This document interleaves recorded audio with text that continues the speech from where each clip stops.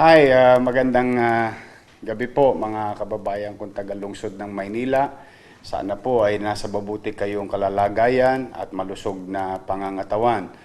Ito po ang inyong lingkod para po sa ating arawang report at update sa ating mamamayan dito sa City Hall patungkol sa krisis na ating kinakaharap, itong virus na COVID-19. At sa ganito man lamang mga kababayan, ay lagi kayo mabigyan ng mga tamang impormasyon ng mga naganap, nagaganap, at magaganap sa lungsod ng Maynila. At sana po ay nasa kayo po ay nasa kani-kaniya ng bahay. At if I'm not asking too much, please share this live streaming to your loved ones, friends and family, no? At sa mga lahat ng kakilala ninyo para na sa ganoon ay lagi sila mabigyan at mag-guide ng mga tamang impormasyon na nangyayari sa ating lungsod ng Maynila.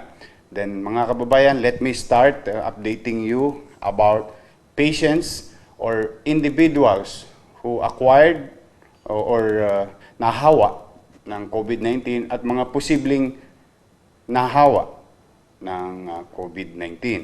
Today, mga kababayan, meron po tayong 11 na bagong confirmed cases sa lungsod ng Maynila na positive po sa COVID-19. At 379 na po ang total ng ating COVID-19 virus carrier na taga-lungsod ng Maynila.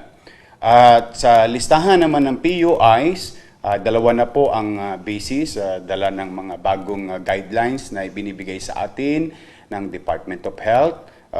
Meron no tayong bagong 99 na probable PUIs awaiting results.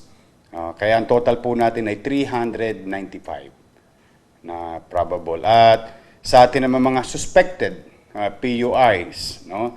Meron po tayong bagong 45. At ang total po natin ay 87.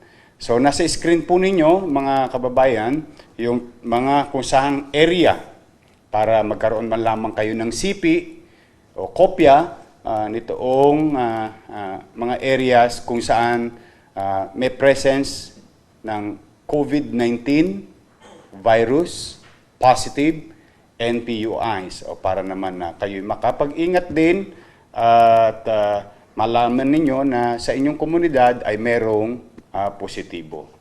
Itong impormasyon na ito ay para magkaroon ng gabay ang bawat isa sa atin para sa maigting na pag-iingat, mga kababayan. And 36 na po ang gumaling sa lungsod ng Maynila. Sa Santa Ana Hospital po ay 18 na ang gumaling. At sa private hospital po ay 17 at isa naman sa San Lazaro, mga kababayan. At ang update natin sa bagong tatag tulad ng MIDCC sa Santa Ana, yung Manila Infectious Disease Control Center, meron po tayong bagong tatag na kung saan binabahay na po natin sa isang pasilidad. Yung ating Delpan Evacuation Center ay kinonvert natin as Delpan Quarantine Facility. Ano po ang ibig sabihin nun? Yung pong mga PUIs, no, ay ibinabahay natin doon, inilalayo natin sila na posibleng makahawa kung sila'y positibo. O posibleng lumala ang sitwasyon nila kapag nasa mga bahay-bahay sila. So ang ginawa po ng inyong pamahalang lungsod, nagtatag ng bagong pasilidad kung saan binabahay natin sa Delpan Quarantine Facilities na inaprubahan din po ng Department of Health. Ang namumuno po dyan ay ang ating Manila Health Department led by Dr. Poxa Pangan and Dr. Pardilla. Si Dr. Padilla is the Director of Santa Ana Hospital. Si Dr. Pardilla ay yung pong aming assistant na tumutulong sa amin sa Manila Health Department ni Dr. Pox Pangan na aming direktor. So, meron na po tayong 45. Mapupuno na po yung ating quarantine area. But ano po, bakit sila nandoon? Ay sila po ay naghihintay na lamang ng resulta na ginawang test swab. Yung pong test na ginagawa natin ay swabbing, no? At ito ay isinusumiti sa mga makina ng mga professional what we call that medical facilities, no? Kaya mag-aantabay lang sila ngayon. Kung sakali yung PUI nagpositibo, dadalhin naman po natin sila doon sa itinatag ni Pangulong Duterte na facilities sa Ninoy Aquino Stadium. No? Meron ho tayong 112 bed capacity. No? It's a hospital setting na ang mga doktor naman ay doktor ng Armed Forces of the Philippines. At meron na po tayo dong 4 na napadala at dyan na po naman natin dadalhin din yung iba nating mga posible nagpositibo sa COVID-19. Ngunit, kung halimbawa naman ay severe yung case ng isang COVID-19 virus carrier, ay siya po ay dadali naman sa Santa Ana Hospital. Ayan po mga kabayan. Para lang po magka-idea kayo on what's going on and what's going to happen. So far, kaya pa ng ating mga pasilidad, pero again and again, lumalaki po ang numero natin. At the end of the day, ang bottom line, nakasalalay sa inyo po ang pagdami ng COVID-19 virus sa ating pamayanan. Kaya po, muli at muli, ako'y nakikiusap, stay home, stay healthy, and stay safe. Yan po ang laging panawagan ng ating national government at local government. Okay? Ngayon naman, mga kababayan, i-update ko kayo sa massive testing na ginagawa ng lungsod ng Maynila. Today, total na test swab, no, is 1,530 na po. Ayan. Ganyan na po karami ang natetest natin, swab test sa Maynila. At lahat ng yan ay nag-aantabay lamang ng resulta. At ito naman, ang maganda, mga kababayan, tinutulungan tayo ng national government through DOH sa mga partners nating ospital, no, sa ating bansa. At same thing with mga private hospital. Yan po mga kababayan na ngayon. Patungkol naman sa ating distribution ng food box, no? I-update po namin kayo. Today po, nakapag-deliver tayo ng 8,314 na food box sa ating mga pamilya sa lungsod ng Maynila. Total po natin ay 331,800 families na po ang nabigyan ng food box. Yan po. Pangalawa, ito po yung mga patungkol sa ayuda, no? As of today, ay halos lahat po ng barangay, lahat po ng barangay ay nabigyan na ng CACAF, no? Or City Amelioration Crisis Assistance Fund. Ito po yung 1,000 pesos, no, na pandagdag man lamang upang maibsan yung dinaranas ng ating mga kababayan na kahirapan sa mga panahong ito. Maraming pong uri ng kahirapan tayong pinagdadaanan, psychological, emotional, at economical, no? Yan po ay ito yung economical. At hoping na kahit papaano sa maliit naming kaparaanan ay maibsan man lang namin ang mga pangangailangan ninyo. Pero kahapon, based sa inyong mga pinadalang message sa amin, marami pa pong hindi na isama sa listahan. At alam naman po ninyo ang ginawang aksyon ng lungsod ng Maynila. Matapos natin maibigay yung itinakda na naunang datos na nakuha ng pamahalang lungsod sa inyong mga barangay official, ay meron pa po tayong kakulangan. Kaya ang ginawa po natin ay hinikayat natin ang mga barangay officials no, na gumawa ng reconsideration letter or request. At kahapon, hindi naman kaila sa inyo, napagbigyan po natin ay humigit kumulang 19,000 families. Kaya po overnight ay gumawa tayo ng paraan dahil meron pa naman po tayong salapi na natitira sa ating 591,500,000 na perang inilaan para sa City Amelioration Crisis Assistance Fund. So, madalit salita mga kababayan, napagbigyan na natin yung 19,000 mahigit na pamilya na inirequest muli ng inyong mga barangay. Yan po yung kahapon. Today, mga kababayan, no, meron na po tayo muli, sabihin, bagong sets of reconsideration requests coming from your barangay officials. No? Ngayon, ang total po ay 23,217 families pa ang nire-request ng ating mga barangay official. No? Sa District 1, 33, sa District 2, 22, sa District 3, 14, sa District 4, 38, sa District 5, 28, sa District 6, 21. Total of 156 barangay. Ang total ho niyan ay 23,217. Ngayon, kaya kung bakit wala pa kayo nakikitang data sa inyong screen, sapagkat ito po ay katatanggap ko pa lamang ng request na ito. No? Pero, gusto ko lang papapanatagin ang inyong kalooban sa mga barangay official na nag-request kahapon, no? Na aming na-receive na ngayon, ang total, as of 12 p.m. today.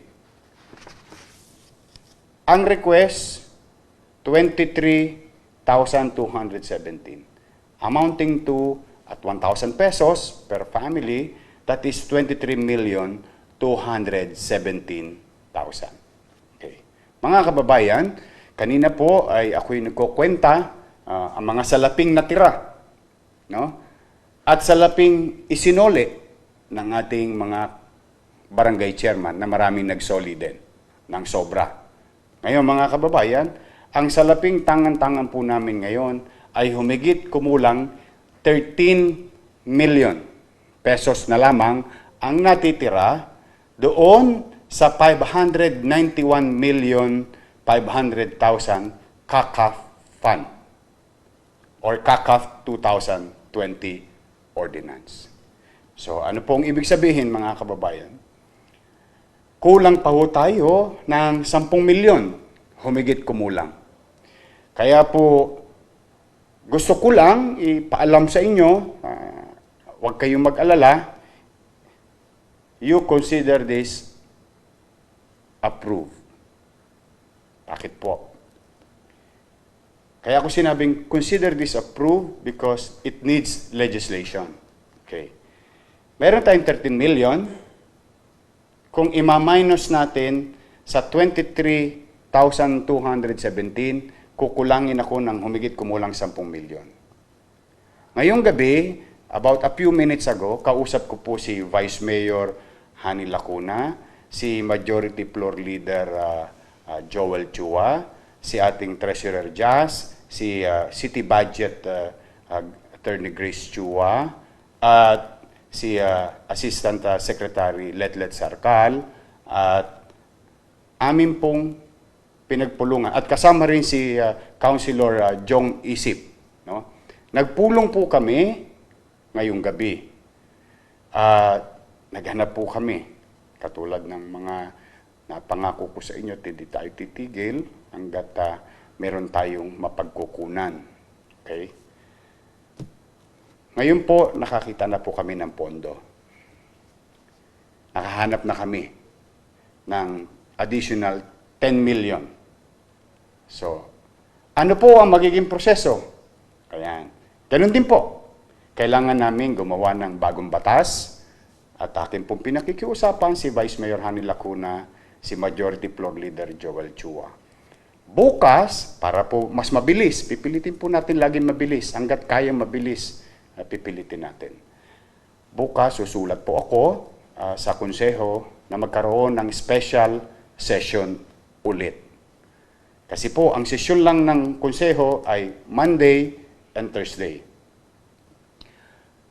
Susulat ako para magkaroon ng special session. Yung aming nahanap ni City Budget Officer Attorney Grace Chua at ni City Treasurer Jazz, nakakita kaming pera, yun po ang ipadadala namin sa Konseho ng Maynila para gumawa ng amendment sa CACAF. No?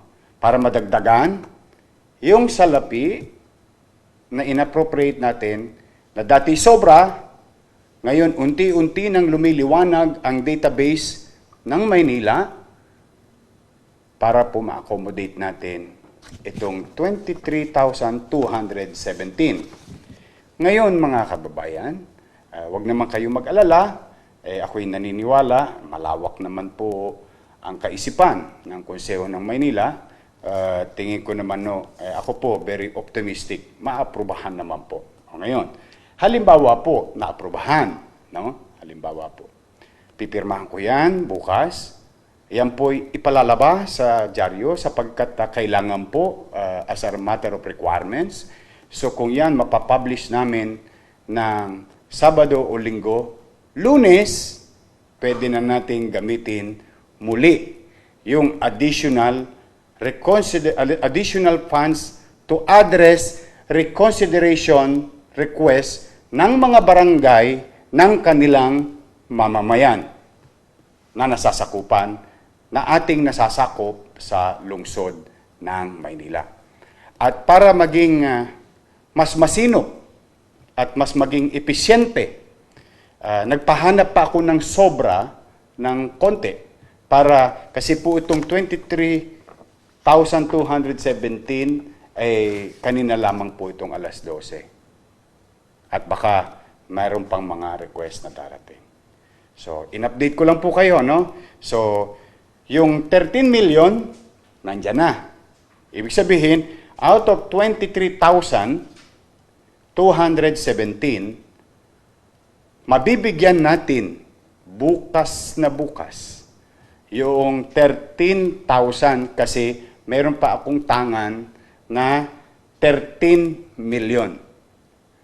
Hindi ko na ipagpapalunis pa dahil nandyan naman.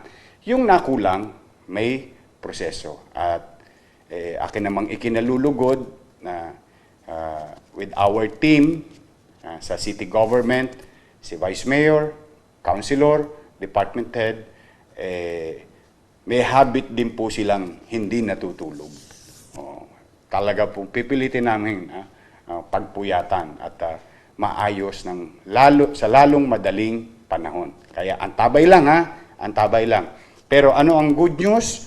To cut the long story short and the processes na ipinaliliwanag ko sa inyo, consider this approved. So tomorrow, out of 23,000, 13,000 will receive the CACAF. Ayan po mga kababayan, makisuyo lamang sa mga nanonood, ako po nakikisuyo para po hindi tayo pabalik-balik ang tanong, no? Ako po'y pinipilit kong ipaliwanag steps by step. Panoorin nyo po ng buo ito para po doon sa mga pag kayo po ay nagko-comment at may mga tanong kayo, minsan nandoon po siya sa ating inilagay. So yan po mga kababayan, okay? Pangalawa na good news.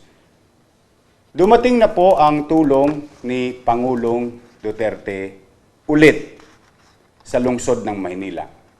No? Dumating na po ang 292 million.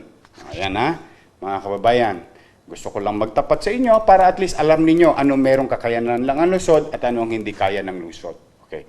Dumating na po ang 1 month equivalent ng aming IRA sa isang taon. Ibig sabihin ito, extra pera. Yung IRA po kasi karapatan po ng bawat local government unit.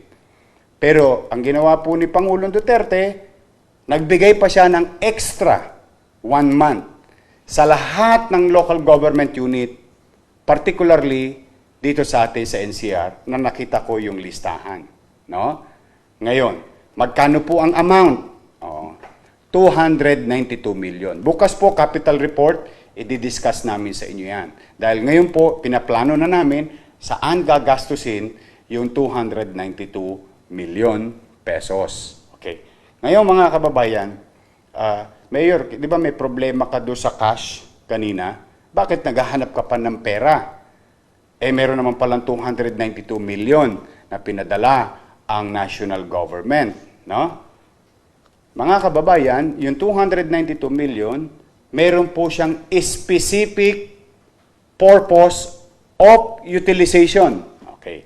Sa madaling salita, mga kababayan, sa Tagalog, no? Binigay yung pera, pero may karapat dapat lang na gamit. Mayor, ano po yung mga sinabi ng national government? Sabi doon, pwede mo siyang gamitin.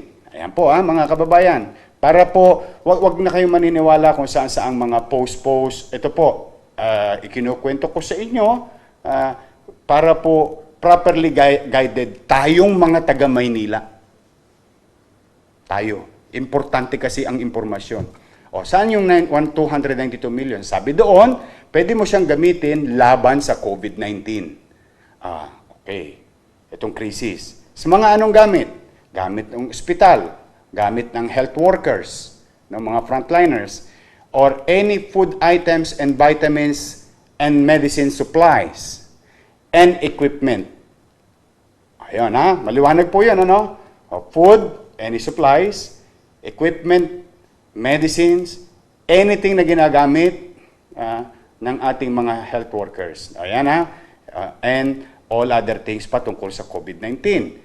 Kaya po, para lang sa kalaman nyo, hindi ko pwedeng ipamigay yung pera na yon para tugunan yung special request o reconsideration ng mga tao. Kaya sa ibang bagay ako humanap ng pondo ng siyudad ng Maynila. Ibig sabihin, pera po ninyo. At nagawa naman po yun ng paraan. So, maliwanag po, no? Bukas sa capital report, I think tonight, still we're gonna have a meeting on what to prioritize, and I will explain it to you ano-ano ang mga bibili natin sa 292 million. Para po patungkol ito sa paglaban natin sa COVID-19. Yan po ang to be exact is 292,690,487. Okay. Sumunod, tuloy-tuloy pa rin po ang ating ayuda sa mga na-stranded na mga estudyante sa lungsod ng Maynila na nasa kanilang mga dormitoryo, sa mga magulang ng itong mga batang ito, nasa mga taga Masbate, Marawi, Laguna, Bulacan, saan man kayo sa Pilipinas. Yung anak nyo nasa Maynila, nag-aaral na stranded, sa maliit naming kaparaanan, huwag ko kayong mag-alala. Kakalingain namin din sila bilang mga batang Maynila habang pansamantala silang naninirahan sa lungsod ng Maynila. No? Sumunod, ituloy-tuloy din po ang ating kadiwa. Non-stop po siya sa kani-kaniyang barangay. At natutuwa po tayo sapagkat palakas ng palakas po yung ating kadiwa at parami ng parami at palaki ng palaki. At pipilitin po natin yan. Yung kadiwang na itatag na natin a few months ago, mas palalakasin natin ang palalakasin ngayong mga araw na ito. Mga kababayan, nang sa ganoon, mabawasan ang mga tao na kailangan pang pumunta sa palengke. Dahil yun po nagiging isang challenge natin ngayon. Palengke lang at grocery ang bukas. No? So ang tao pupunta lahat sa palengke, nakakalimutan na mag-social distancing. No? But with this is one way also to unclog yung ating mga palengke. At today, nais kong ibalita sa inyo, 18 barangay na naman ang nagsoli ng sobra nilang natanggap sa KAKAP from the city government, amounting to 668. Ayan po, nasa sa inyong screen. At mamaya ipopost ulit namin sino tong mga barangay na ito, katulad ng ginawa na namin sa mga nagdaang araw. Maraming salamat mga barangay officials. No? Tapos, nais kong pasalamatan si Senator Grace Poe Nagpadala po siya ng 100 sacks of rice. Ayan po si Brian po, ang anak po ni Senator Grace po. Nagpadala po sila sa ating lungsod ng 100 sacks of rice. Maraming salamat, Senator Grace po. Ayan ang mga tumulong na sa atin, Senator Pacquiao, Pangilinan, Cayetano, Grace po. O, yan na po. Tama ba ko? Senator Pacquiao. Senator Bongo, Senator Pacquiao, Senator Cayetano, Senator Grace po. Ayan, yan ang mga tumulong sa at Senator Pangilinan. O, ayan po mga nagpadala ng tulong sa lungsod ng Maynila. Okay. So maraming salamat din po kay Mr. Cesar Montano. Isa po siyang artista. Kung maalala ninyo, taga Santa Ana, Batang Maynila rin yan. At Robert Gasa of Digama Waste Management Services. Nagpadala po sila ng 500 sacks of rice. Thank you very much, Mr. Cesar Montano at Robert Gasa. Maraming salamat po sa inyo. At maraming salamat kay Stephen Wong. Nagpadala po siya ng 1,200 packs of 5 kilos na bigas. Ayan, mga kababayan. Okay. Bago ko magpatuloy sa mga pasasalamatan natin, nais ko lang ipabatid sa inyo. Mga lolo't lola ko, mga senior citizen, yung kagabing sinabi kong pinirmahan ko na 19 million plus para 13 million plus para do sa 9,120 na makakatanggap ng January, February, March na pensyon ninyo galing sa pamahalang lungsod ng Maynila ay sa aking pagkakaalam, as of the moment, habang nagkukwentuhan tayo, nakatanggap na kayo ng mga text messages na confirming na napadala na sa mga debit card ninyo. Ito pong senior citizen ID ninyo, na Paymaya, ay debit card po siya. Nandito na po yung 1,500 nyo.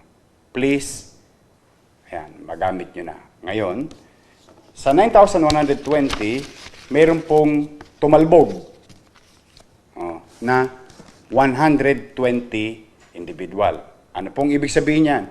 Ang mga lolo't lola ko, kaya mahalaga na yung binigay nyong cellphone number ay iingatan ninyo. Huwag ko kayo nagpapalit ng cellphone number. Kasi ibig sabihin tumalbog, hindi po active yung cellphone number na nasa inyo. Kaakibat noong card. Kaya mga lolo't lola ko, mga senior citizen, please, yung cellphone number na nakaakibat doon sa card ninyo, na smart number, wag po ninyong papalitan. Kasi hindi po mapapasukan ng pera yung inyong mga debit card. Pero, okay, mag-alala, inahanap na po namin yung mga number at pangalan. Gagawa pa rin kami ng paraan. Pipilitin namin kayong hanapin yung 120. Ngayon, Mayor, paano po yung kaming mga walang card na senior citizen? Opo, ulitin ko ulit Bakit kayo walang card? Habang tayo nagdi-distribute January, February, March ng card para sa lahat ng senior citizen, habang nangyayari yon, tumama po ang krisis na ito, COVID-19. Kaya na-halt o nahinto yung pag-distribute ng card. Pero humigit kumulang 80,000 na po sana ang mabibigyan ng card na nalinis na database. Mga lolo't lola ko, may awa ang Diyos. May awa ang Diyos. Hayaan ninyo. Ngayong gabi ay kami nagpaplano. Bukas ipapaalam namin sa inyo kung anong way, anong paraan ang aming maiisip para abutin namin kayo. May awa ang Diyos. Let me find ways paano namin kayo marireach sa mga panahon na ito. Na alam kong kailangan nyo ang mga small amount na ito. Maliit na pera pero alam ko may mapupuntahan nito lalo na sa katatayuan ninyo mga lolo't lola ko. Please, hang in there. Hang on. Please. We will, basta, May awa ang Diyos. May awa ang Diyos. Gagawa ko ng paraan. Hindi po ako titigil. Ha? So, doon sa mga masasayang lolo't lola, no, enjoy your pension from your city government. Utilize it, gamitin ninyo sa pamamarang kapakipakinabang sa krisis na kinakaharap natin ngayon. Mga kababayan, ulit, taus-puso ang pasasalamat ng mga taga-lungsod ng Maynila sa mga pangalang binanggit ko kanina na nagtumulong at sa mga tumulong at tumutulong pa sa atin. On behalf of the people of Manila, maraming salamat sa inyo. Metrobank Foundation and GT Foundation, 2,000 pair shoe cover, 2,000 pieces full face shield. Dongshi Town Mats Association Inc., Philippine Dongshi Chamber of Commerce, Philippine Dongshi Youth Committee, 120 sacks of rice. Mark Cloud, Spartan Tree Trading Corporation, 30 pieces face shield, 30 packs face mask. Bugsy B, 2,000 pieces Nutriband. Mr. and Mrs. William Ong, 2,500 raisin buns. Philippine Baking Society, 2,000 pieces raisin buns. Tinapayan Festival, 50 boxes of pandesal. AE Proteina, 200 trays of fresh eggs. ABS-CBN Kapamilya, ulit. 11 boxes shampoo, 11 boxes breading mix, 8 boxes ketchup, 48 boxes spaghetti sauce, 8 boxes caldereta sauce, 11 boxes soy sauce, 3 boxes vinegar. At Councilor Chris Bacani, Councilor of Port District, Sampaloc, Manila, 50 pieces mattress. Liberty Food Mart, 2,500 pieces raisin buns. Gerard and Ana Tomacruz, Metropolitan Trial Court Branches 10 and 21, 10,000 pesos. Maniti Family, 100,000 pesos. Chairman Rogelio Rivera Jr., Barangay 857, Zone 93, 120,000. Thank you, Chairman Rivera. So, sa inyo po mga kababayan, by this time, nakatanggap na kayo noong mask na pinamigay natin noong isang araw pa sa inyong mga barangay at para sa lahat ng lalabas at gagamitin ang kanilang quarantine pass ay kailangan naka-face mask kasi po may bago ng batas sa lungsod ng Maynila na pinirmahan na po natin na bawal na po ang lalabas ng hindi naka-face mask. Yan po mga kababayan, yan po ang ngayong araw na ito. Muli mga kababayan ko, mahirap ano? Talagang napakahirap. Hindi po madali. Nauunawaan ko po ang pagkainip, bugnot, iyamot, hirap na dinaranas ninyo ngayon. Alam ko po, napakahirap. But we have to do this. We have to pay the price for a better world tomorrow. And this is for our children. Para ito sa mga anak natin at sa alinlahi natin at sa susunod na henerasyon. Kaya po, hinihikayat ko kayo, patuloy kayong magsikap na sumunod at kusang disiplina na tupdin ang mga panawagan ng gobyerno. Hindi po kami titigil in our own little way na maibsan man lamang ng kaunti ang inyong dinaranas na sakripisyo. Nandito ang pamahalang lungsod ng Maynila. Kaagapay ninyo, mga kababayan. At kung hindi man kalabisan, hinihikayat ko kayo ngayong gabi, bago kayo matulog, na ipanalangin natin ang mga taong may sakit. Hagkan nawa sila ng kamay ng Panginoon Diyos na sila'y gumaling na agad. Ang mga taong nahihirapan, isama natin sa ating panalangin na sana bigyan sila at kalooban sila ng Diyos ng kagaangan sa buhay. Lalo na yung mga taga-Delpan ngayon na nasunog kahapon. May krisis na, nasunugan pa. Patong-patong. Pero ako po'y naniniwala at patuloy na naniniwala sa Diyos na ang lahat ng ito'y mga pagsubok na kung saan ibinibigay sa atin ngayon upang mapagtibay ang ating kaisipan, damdamin sa mga darating pang araw. At isa itong pamamaraan din, marahil, na ginawa ng Diyos para maipakita natin ang pagmamahal natin sa ating kapwa na baka nakalimutan na natin. Maraming dahilan. Wala tayong eksaktong alam na dahilan kung bakit nangyayari ito. But one thing is sure, isa ang siguradong eksakto, may kalaban tayo. Ang kalaban natin, COVID-19 virus. Kaya, kung di po kalabisan sa inyo, mga kababayan, patuloy tayong manalangin, sana nga matapos na itong lahat ng ito. Ipanalangin din natin ang ating mga frontliners na manatili silang ligtas. Na habang sila ay nagsasakripisyo at inalalagay nila sa alanganin ng kanilang buhay at kaligtasan, hindi nila alintana ang lahat ng iyon. Basta makapaglingkod sila sa kanilang sinumpang tungkulin base sa kanilang profesyon. Maraming salamat sa inyo mga frontliners, police, barangay, officials, and all other members of the government and our health workers, definitely. Sa mga lumisan na, mga nawala na nating mga frontliners, doctors and nurses, ipapanalangin po namin kayo at pinagpapasalamat namin sa pamilya ninyo ang inyong kabutihang loob na inyong idinulot sa ating kapwa sa pagtulong na mailigtas sa kapahamakan ang mga pasyenteng na-expose. Kaya po mga kababayan ko, ilan pa ba ang kailangan mamatay? Ilan pa ba ang kailangan magkasakit? Ilan pa ba ang kailangan mahawa?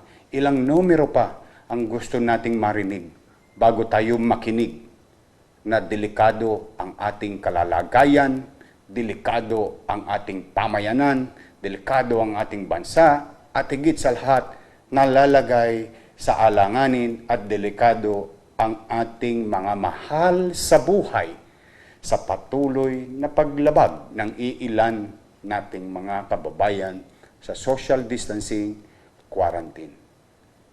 Pwede natin magawa ang mga magagawa natin sa oras na pinagkakaloob sa atin ng pamahalaan na makalabas. Pero kailangan may kusa tayong disiplina. Muli, mga kababayan, sa finals tayo rin na magkikita. Dahil walang magmamalasakit sa ating mga batang Maynila, kundi tayo rin kapwa batang Maynila. At may awa ang Diyos. Sana nga, makaraos din tayo. So, magandang gabi po. Pagpalain nawa kayo ng poong may kapal. Maraming salamat po. Manila, God first. Thank you.